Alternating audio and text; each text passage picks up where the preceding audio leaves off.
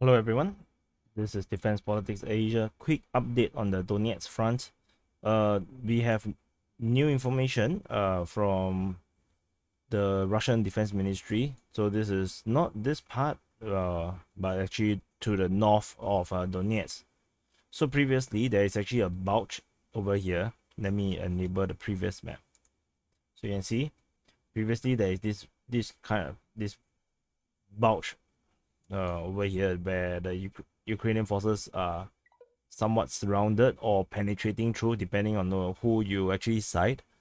And the Russians declared that they have took over all these positions overnight.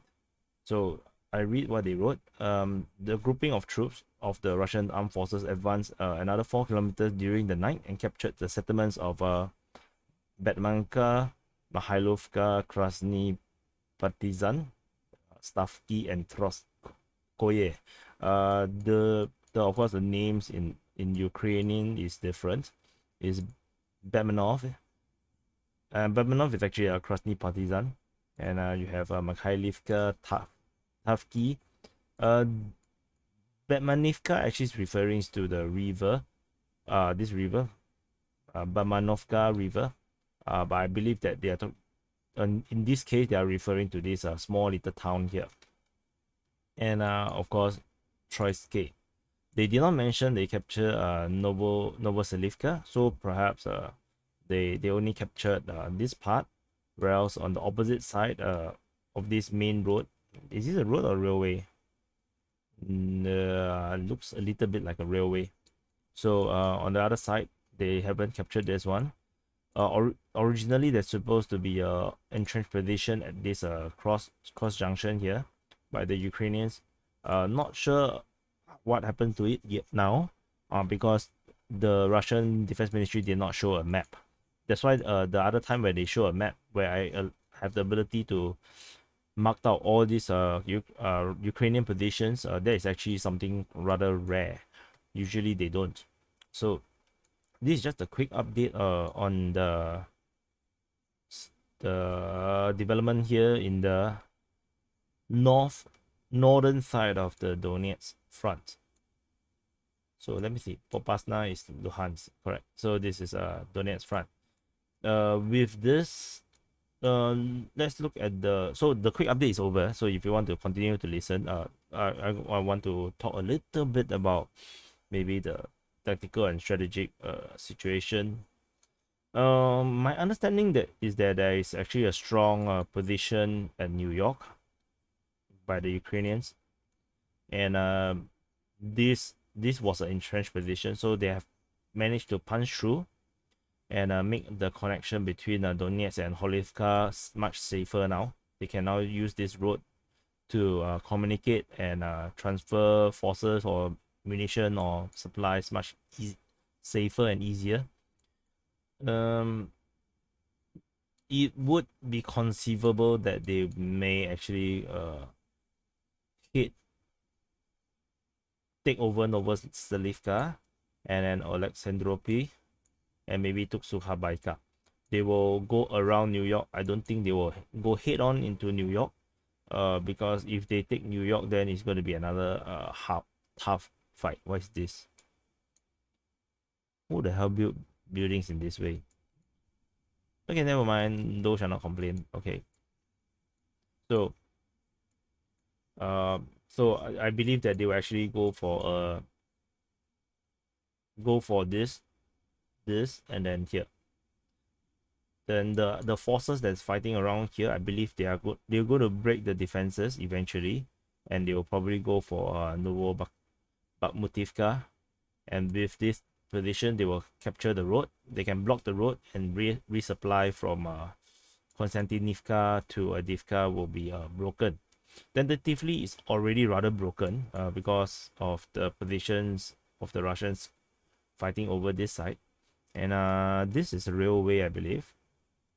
Yeah, this is a railway.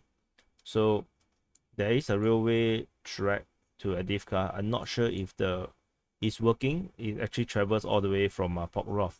You can actually see this railway line surrounded with the vegetation. You can see. So, and So that's why Pokrovsk is such a huge target. You can just look at how all the railway lines are just slithers out into the other towns. So my guess is actually this route, cut the road further, and then they can actually encircle New York, and another force could encircle Avdiivka to cut off a resupply. They have a railway, they have a small road here, and this is probably all they have. Previously, they still have this main road, which they could use and then filter in from the small roads. Now it's much harder, or they can use all these tiny roads, tiny road networks, which is extremely not efficient. But yeah, I do think that encircling New York and encircling Avdiivka looks like the way to go. These two strong points. I think this is a strong point. Thorax is also a strong point. So taking out all these strong points before going for Konstantinivka or Pokrovsk would make some sense, because these two cities is going to, or small cities or town, it'll be hard to take. Is probably from my understanding of how they have been fighting on Donbass area, they have been very methodical and very patient in creeping forward. The front just keep creeping forward, and let's see if we have more progress later today, since this is a night attack and they managed to capture 4 kilometers. I wonder 4 is what? How do they measure 4? No idea. It does looks much more than 4. So anyway, this is just a quick update in terms of the Donetsk front. And if I do recommend you to look at the description. We have multiple ways to communicate, or you can get information. All does different things. So if you like to discuss and debate with other people on, or you want to share some information, you can actually join the Discord.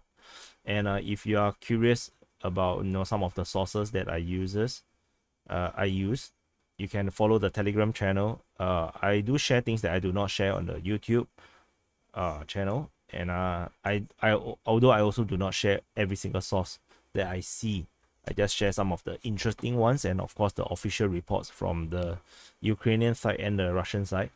And you can also join the Patreon for exclusive content, and also possibility of joining us on podcast, or like open mic or live mic kind of thing, where I'm still planning.